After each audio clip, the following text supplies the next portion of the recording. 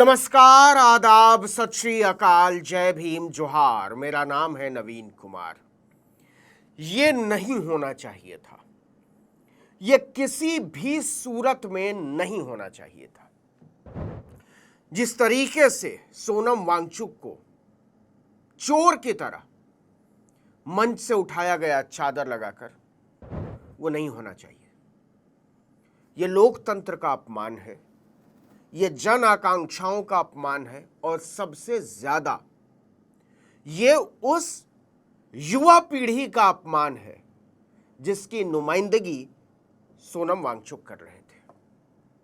लेकिन मैं आज दूसरी बात करना चाहता हूं और वो बात यह है कि जिस आंदोलन का पिछले 25 दिन से टेलीविजन चैनलों ने बहिष्कार कर रखा था, उसकी इनसाइड स्टोरी मैं बताने वाला हूं। क्या हुआ है एग्जैक्टली आपको याद होगा। 6 तारीख को अभिजीत दिपके अमेरिका से दिल्ली लैंड करते हैं, बाहर निकलते हैं। सारे टेलीविजन चैनलों के कैमरे वहां लगे हुए थे, लेकिन वहीं तक एक टेलीविजन चैनल के संपादक स्तर के अधिकारी ने मुझे बताया कि हमें निर्देश है कि कैमरा तो लगा कर रखना है, लेकिन चैनल पर कुछ भी जाएगा नहीं। तो सिर्फ आपकी तैनाती है, शूट सब कुछ करना है, कुछ नहीं जाएगा। ये रूबिका लियाकत जैसे डफर्स, अनपढ़, जाहिल, इडियट्स जो सोनम वांगचुक पर सवाल उठा रहे हैं, उनकी नीयत पर सवाल उठा रहे हैं और इस पूरे मंच पर सवाल उठा रहे हैं, इन बेशर्मों को पता नहीं है। पहले तो रूबिका लियाकत की पढ़ाई लिखाई कितनी है मुझे नहीं पता और मेरी तरह के बहुत सारे लोगों को नहीं पता है।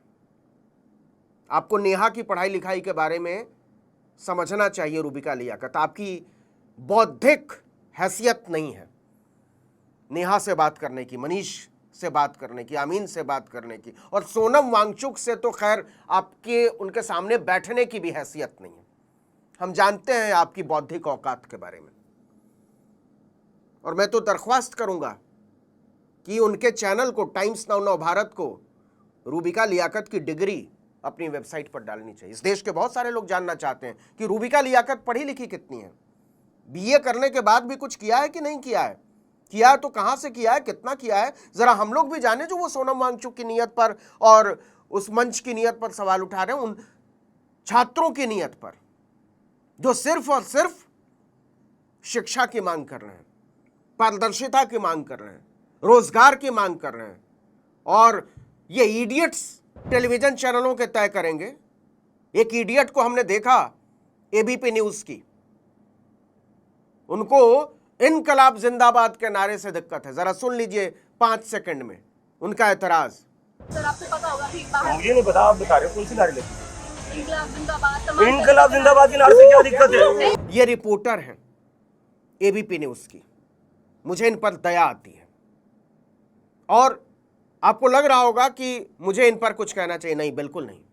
मैं उन लोगों की बौद्धिक क्षमता पर, एबीपी न्यूज के संपादक पर और संपादक मंडली पर सवाल उठा रहा हूं जिन्होंने ऐसे इडियट्स को नौकरी पे रखा है।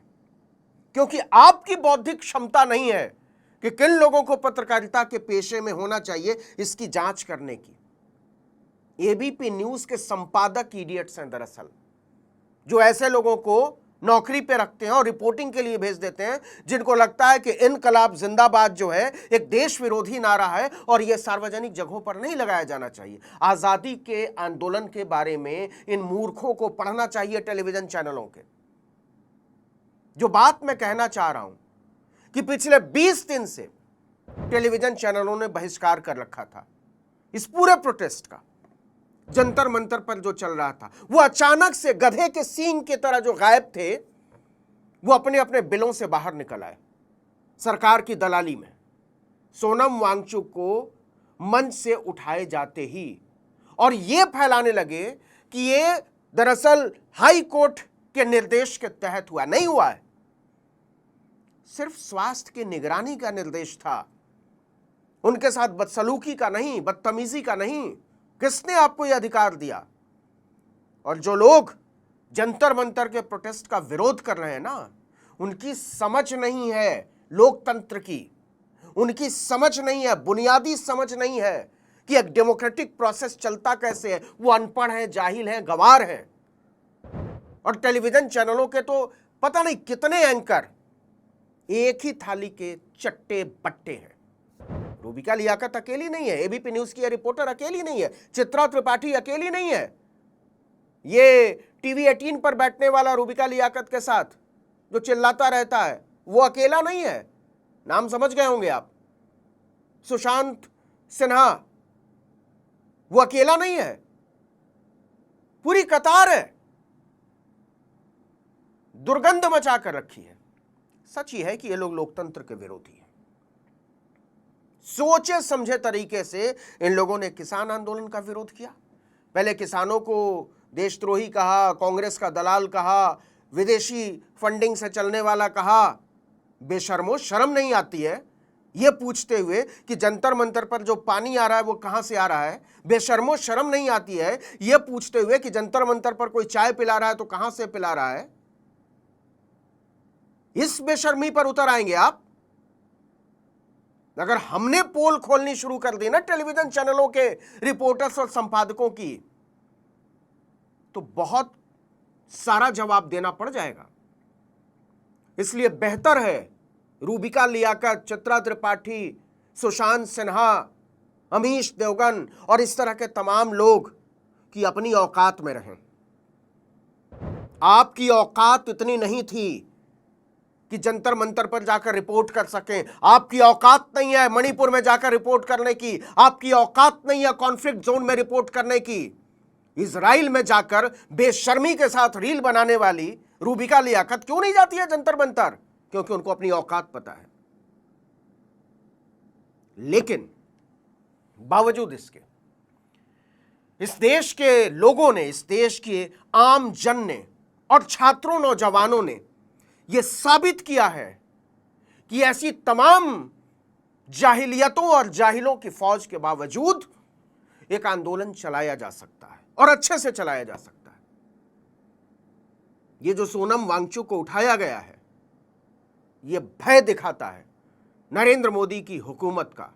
तमाम पालतू पत्रकारों की फौज के बावजूद आपको यह करना पड़ता है, आपको यह बदसलूकी करनी पड़ती है। तमाम मीडिया बाइकॉट के बावजूद यह संदेश लाउड एंड क्लियर है कि धर्मेंद्र प्रधान एक निकम्मा मंत्री है, नितिन गडकरी एक निकम्मा मंत्री है, अश्विनी वैष्णव एक निकम्मा मंत्री है, और निकम्मे मंत्रियों की फौज से भरा हुआ प्रधानमंत्री निकम्मा कैसे नहीं है, यह अपने आप में सवाल है।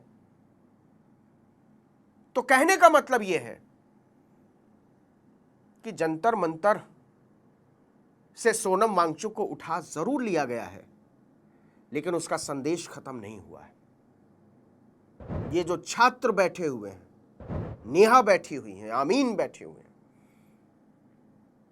मनीष बैठे हुए हैं, और वो सैकड़ों हजारों नौजवान छात्र, उनके माता पिता और उनके आसपास उनको समर्थन देने वाले लोग इसी देश में रहते हैं, बाशिंदे हैं इस देश के। कोई भी आंदोलन इस तरीके से खत्म नहीं किया जा सकता। अगर सोनम ना भी ज्वाइन कर सके वो यात्रा को, तो मैं उनको रिप्रेजेंट करते हुए वो यात्रा को लीड करूंगी, और वो होगा मंडे को। जो प्लान है वो ऐसा नहीं है कि सोनम को अगर वहां से जबरदस्ती ले आए हैं तो वो रोक सकते हैं। और आंदोलन केवल वो नहीं होता जिसका वीडियो आप कैद करते हैं, उससे ज्यादा आंदोलन यहां होता है, दिलों में। और यह बात जमीन पर जा चुकी है कि नरेंद्र मोदी अपनी ढहती हुई सत्ता को बचाने की सनक में किस हद तक जा सकते हैं।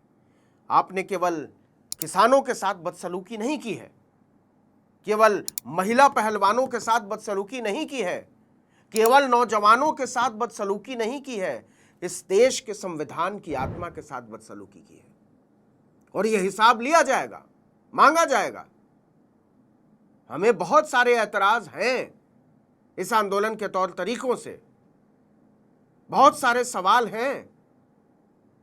कॉकरोच जनता पार्टी और इसके संस्थापकों और कथित संचालकों से, लेकिन इसका मतलब यह नहीं है कि हम किसी भी तरीके से उन छात्रों नौजवानों का साथ छोड़ेंगे जो अपने बहुत मामूली अधिकार के लिए सड़कों पर उतरने को मजबूर कर दिए गए हैं।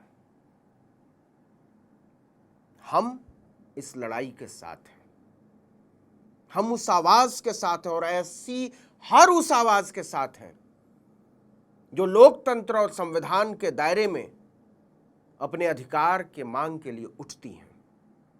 और इसको कुचलने वाली हर बूट, हर ताकत, हर बंदूक, हर तलवार का जवाब हम अपनी छातियों से देने को तैयार हैं। ये बात हुकूमत को भूलनी नहीं चाहिए। और आखिर में मैं केवल इतना कहूंगा कि जो तस्वीर जंतर मंतर से आई है वो हृदय विदारक है, लेकिन ये हताश और निराश होने का समय नहीं है। ये हमारी मजबूती की परीक्षा है। नरेंद्र मोदी की सरकार ने भारत के लोकतंत्र को नीचा दिखाया है, भारत के संविधान को नीचा दिखाया है, भारत के नौजवानों, उनके माता पिता और उनके हक अधिकार के लिए सामने आने वाले हर उस आदमी को नीचा दिखाया है जो समझते हैं कि लोकतंत्र के दायरे में कोई भी बात कहना न तो गैर वाजिब है, न तो गैर कानूनी है। हम आर्टिकल 19 यानी अभिव्यक्ति की आज़ादी के तहत हर आवाज़ के हिमायती हैं और रहेंगे, चाहे इसका अंजाम कुछ भी हो। इस वीडियो में इतना ही। नमस्कार।